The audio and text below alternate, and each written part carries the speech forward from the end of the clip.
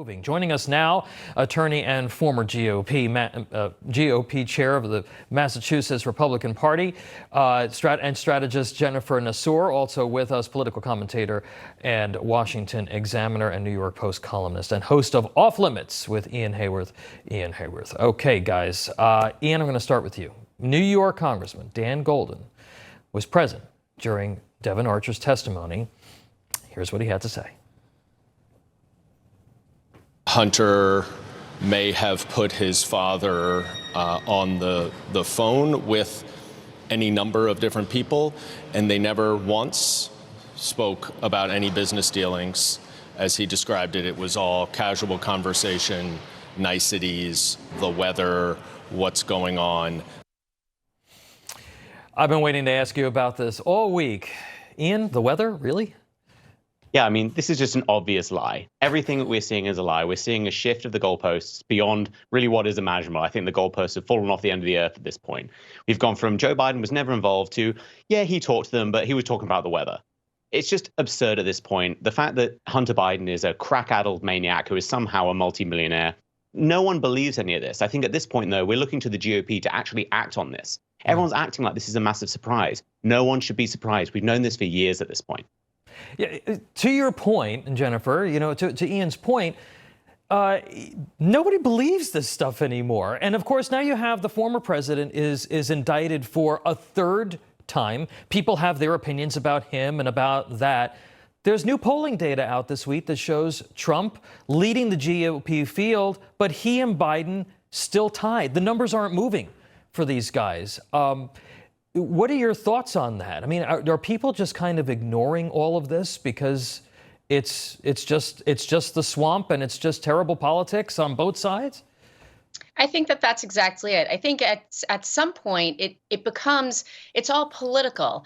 And what American people are actually concerned about are jobs, are the economy, are putting food on the table, on being penalized for being a qualified home buyer and being penalized when you go to buy your home, or a first-time home buyer who can't buy their home because of interest rates. That's what people are actually concerned about. This is just noise, and it's Democrats doing it to Trump, and it's the Republicans doing it to Biden. Look, we know that Hunter Biden is disgusting. We know that he is filled with errors and just a terrible person, right?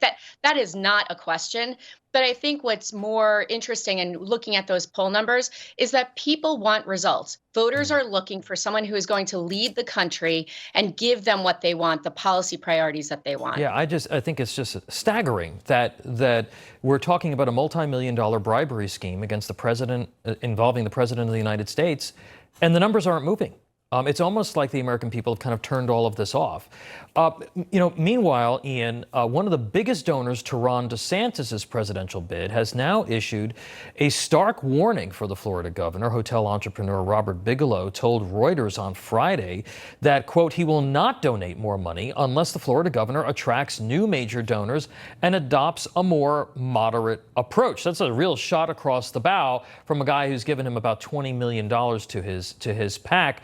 But I want to ask you this, and this goes to the idea of numbers not moving, right? Is this really about DeSantis or any of the other candidates being too moderate, or the fact that none of them have really even attempted to hit back and lay a punch on Donald Trump?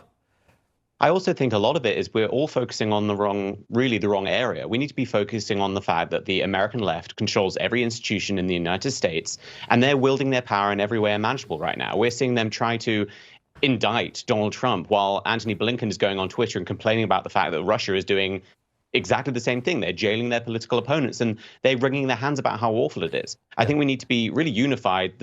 The GOP primary is such a long way away. It's very strange for me coming from the UK, where elections are very, very short, to where elections here are 2, 3, 4 years long at this point. And so I'm not really too concerned about whether Trump will be the nominee, DeSantis will be the nominee. The numbers are obviously pointed towards Trump being the nominee.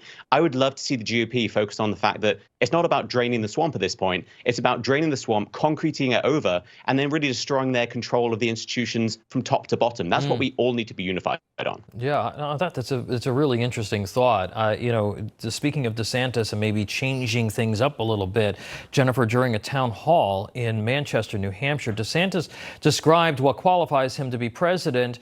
When asked by a voter during his conversation with the candidate, he turned his attention to former President Trump, saying, quote, "These insults are so phony. These insults are juvenile. That is not a way a great nation should be conducting itself. That is not the way the President of the United States should be conducting himself." So do you think that we're going to see DeSantis start to maybe hit back a little bit harder to try to close the gap here?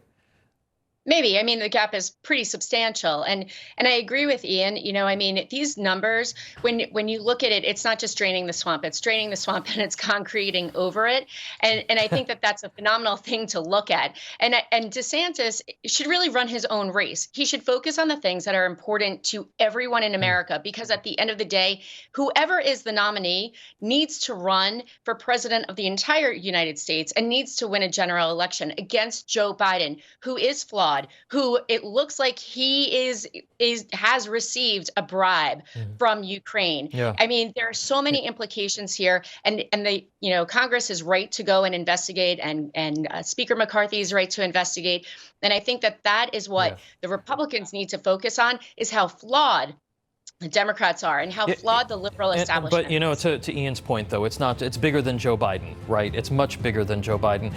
Jennifer Nassour, Ian Haworth, thank you so much for being here. Appreciate you.